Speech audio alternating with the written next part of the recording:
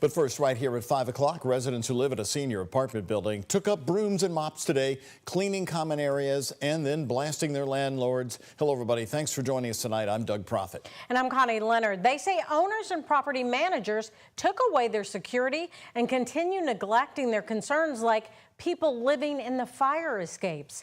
Ian Hardin has the story.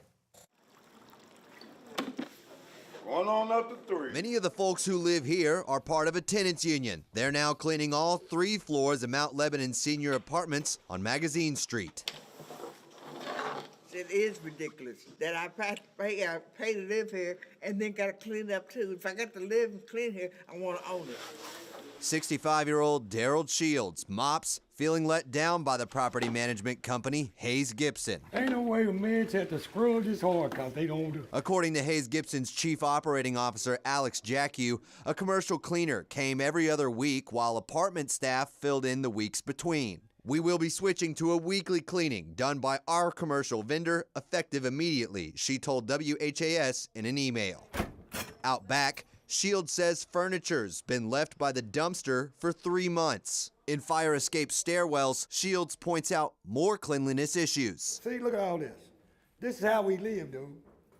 Along with urine, he says you can see things like lone beer bottles. You don't think a resident left that there? No, this is somebody who does not live here. Oh, a resident ain't gonna leave that mouse on my stair. For most messes, he blames people without a home living under the stairs, an issue, he said, stemming from the company's removal of a part-time door monitor job. And somebody just sneaks right on in that doesn't live here. If security was there, that wouldn't happen.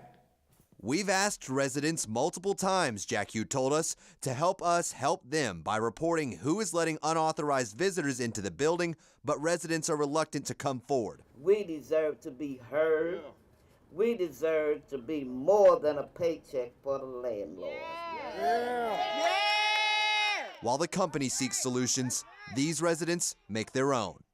In the Russell neighborhood, Ian Hardwick, WHAS 11, on your side.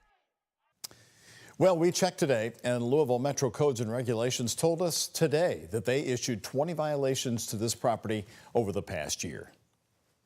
North Hardin High School was placed on lockdown after a student brought a gun to school. It happened at 2:30 yesterday. Police say a 16-year-old 10th grade student at the school reported to school staff that he saw another student pull a gun from his backpack while in the school restroom. Police say thanks to the quick action and cooperation of that student and school staff, the school resource officer immediately located the student in question. A loaded 9mm handgun was found in that student's backpack. The 16-year-old student in possession of the weapon was taken into custody by the Radcliffe Police Department without incident. Law enforcement is commending that student who had the courage to come forward to do the right thing and help keep the school community safe. The investigation is ongoing. Also happening today, the former Scott County, Indiana sheriff and friend of Jamie Knowles, Kenneth Eubanks. His trial has now been set. Today in court, he pleaded not guilty to 1 count of tax evasion. He's being represented by well-known Louisville attorney Patrick Wren. Eubanks allegedly took $140,000 from his godmother and did not declare it on his taxes.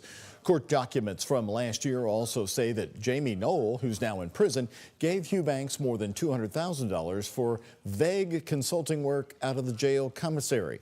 This case is not officially related to the jail commissary funds. Our Travis Breeze has a report from the courtroom for you tonight at 6. Eubanks' trial was set today for Monday, July 7th. Well, a southern Indiana woman is being accused of child sex abuse. According to Indiana State Police, troopers arrested 37-year-old Christina McAdams of New Albany on Thursday. ISP says it received a tip in February about an adult possibly exploiting a child for sex through a dating app.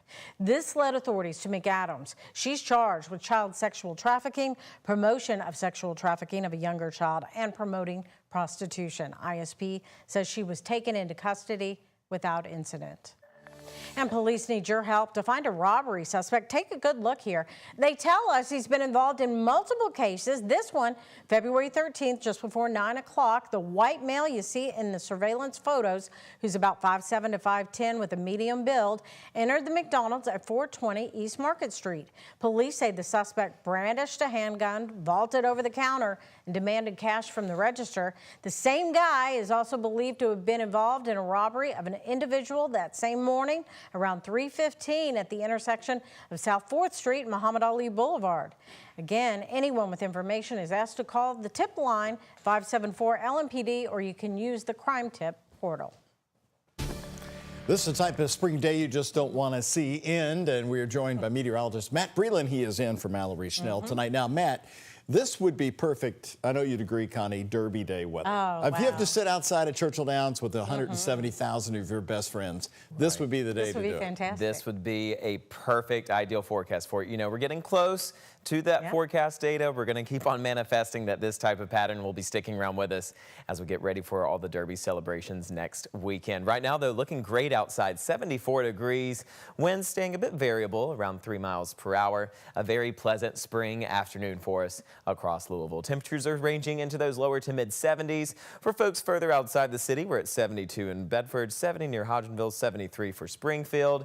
On satellite and radar, we continue to stay clear, quiet, and dry. We do have a few clouds further towards our east, but across Kentuckiana, we are staying in that clear pattern, and that clear air will still be around with us as we go throughout the remainder of our day into the overnight hours and for our Wednesday. So here's a check of the next 12 hours. Temperatures gradually making their way back into the 50s as we head into the overnight time with those mostly clear skies still in the forecast. We're going to see temperatures dropping into their averages for this time of the year. Typically, we stay in those lower 50s, but a very nice, calm, and quiet weather pattern ahead for tonight. But we are tracking some rain chances that will be arriving for Thursday. All those details will be coming up here in just a few short minutes. Thank you so much, Matt. Well, we'll take a look at this. Caution tape still noticeable around several parts of Riverview Park and PRP, especially along the Greenwood boat ramp where LMPD says a heroic rescue took place Monday night.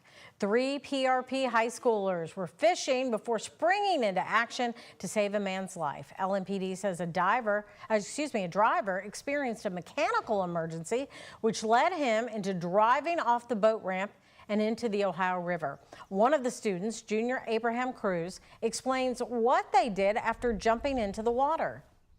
The door was locked and he couldn't find so when he unlocked that, I just opened it. It was just really heavy because the water pressure, I couldn't break the window, But yeah, whenever I opened the door, he went like this to me. I grabbed him and picked him up and just swam with him. Wow. LMPD says the driver was conscious when being transported to a local hospital. He's believed to have non-life-threatening injuries and will be okay.